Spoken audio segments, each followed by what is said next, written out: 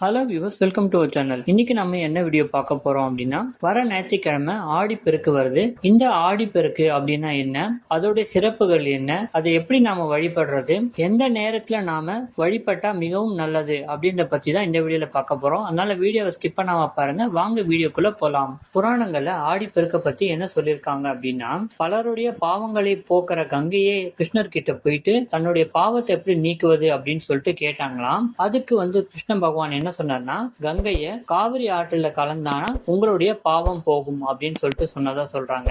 அதுக்கப்புறம் கங்கை காவிரி ஆற்றுல கலந்த பிறகு பகவான் விஷ்ணு மகிழ்ச்சியாக காட்சி தந்து ஸ்ரீரங்கப்பட்டணம், சிவசமுத்திரம் இங்க இடங்கள்ல இருக்கிற என்ன தரிசனம் பண்ணீங்கன்னா உங்க பாவம் போய் புண்ணியம் வளரும் அப்படின்னு சொல்லிட்டு சொல்லியிருக்காரு. அவங்களும் அந்தந்த இடங்கள்ல போயிட்டு பகவான் ஸ்ரீ கிருஷ்ணரை வழிபட்டதாலதான் இதை ஆடிப்பெருக்கா நாம கொண்டாடப்படுறதா புராணங்கள் சொல்லுது. அடுத்ததா ஏன் ஆடி மாசம் இவ்வளவு சிறப்பு வாய்ந்தது அப்படின்னு பார்க்கலாம். தமிழ்நாட்டுல பருவமழை தொடங்கறது தான் ஆடி மாதம் குறிக்குது. பருவமழை காரணமாக எல்லாத்தினுடைய ஆறுகள்ல நீர் மட்டம் உயர்கிறது. அது மட்டும் இல்லாம அந்த நீர் நிறைய விவசாயிகளுடைய பயிர் பாசனங்களுக்கு உதவி செய்யுது. எனவேதான் ஆடி மாதத்துல விதைகளை வேர் விட்டு விதைத்தல், நடுதல், பயிர் நடுதல் இதுக்கெல்லாம் சாதகமானது அப்படின்னு சொல்லிட்டு சொல்றாங்க. இதனால இயற்கையான மழைக்கு நன்றி தெரிவிக்கவும் காவிரி நதிக்கு நன்றி தெரிவிக்கவும் ஆடிப்பெருக்கு கொண்டாடப்படுது. அடுத்ததா ஆடிப்பெருக்குல என்னென்ன சடங்குகள் இருக்கு அப்படின்றத பார்க்கலாம். இந்த ஆடிப்பெருக்குடைய நாளுல பெண்கள் பார்வதி தேவி, லட்சுமி தேவி, சரஸ்வதி தேவியை வணங்குறாங்க.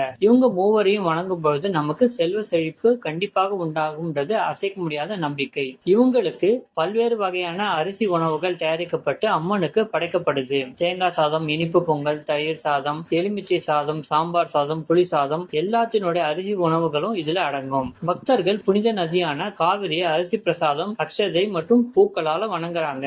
அது மட்டும் இல்லாம காவேரி அம்மனுக்கு அபிஷேகமும் செய்யறாங்க. வெல்லம், அரிசி மாவு பயன்படுத்தி ஒரு சிறப்பு விளக்கு தயாரிக்கப்படுது. இதுல மா இலைகளை விளக்கு வச்சு அதோட மஞ்சள் நூல், மஞ்சள் மற்றும் பூக்கள் சேர்க்கப்படுது. பெண்கள் விளக்கை ஏற்றி அதோட கொஞ்சம் பொருட்களை வச்சு காவிரி ஆற்றுக்கு நன்றி சொல்லி ஆற்றுல மிதக்க விடுறாங்க.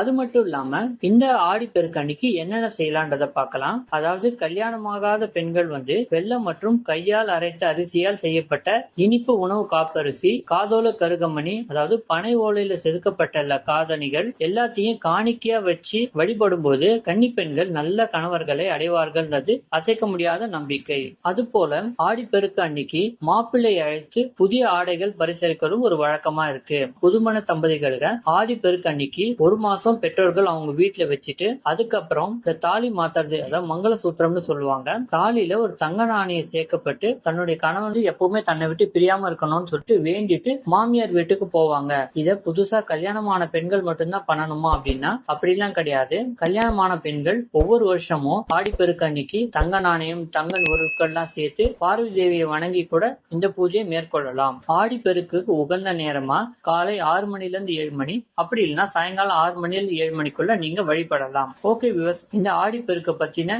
நிறைய விஷயங்களை நீங்க தெரிஞ்சிருப்பீங்க. இந்த வீடியோ கண்டிப்பா உங்களுக்கு பிடிச்சிருக்கும்னு நினைக்கிறேன். இந்த வீடியோ பிடிச்சிருந்தா மறக்காம லைக் பண்ணி, ஷேர் பண்ணி, சப்ஸ்கிரைப் பண்ணுங்க. பக்கத்துல இருக்கிற பெல் ஐகானை பிரஸ் பண்ணுங்க. தேங்க்ஸ் ஃபார் வாட்சிங்.